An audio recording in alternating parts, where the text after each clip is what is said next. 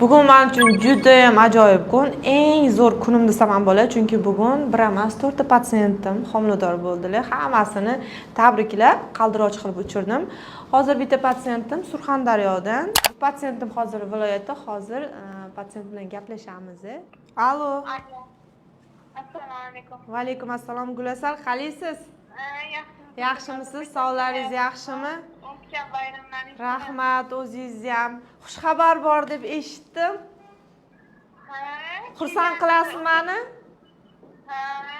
Esizdami, yig'lab ketdingiz Dilnosba, bu oy homilador bo'lishim kerak, уже chidolmayman, charchadim. Hamma menga qarab turibdi dedingiz, esizdami? Ha, o'zi kelsa bo'yingiz bo'lmagan ekan. Yaqinda biz kecha o'tgan kun chorshanba hayit kuni biz. Hayitli kuni sizga podarka bo'pti. Rosa ham xursandman. Nima qildingiz? O'ziga tushdingizmi, hagacha topshirdingizmi? O'ziga yo'q, birinchi kredit qildim. Xo'p. Kredit chiqdi, ikkalasi ham kredit chiqdi. Keyin o'ziga tushdim, payshanba kuni o'ziga tushdim, to'rt haftalik deyishdi. Voy, rosa xursandman. Tabriklayman. Turmush o'rtog'ingizni ham tabriklab qo'ying, Gulasal. To'g'risi juda ham xursand bo'ldim. Qarang, men endi sizga hozir yordamchi orqali o'sha nimalar ichishingiz kerak, nimalar kerak emasini hammasini yozib yuboraman. Xo'pmi?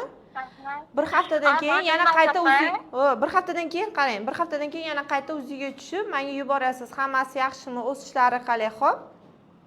Ha.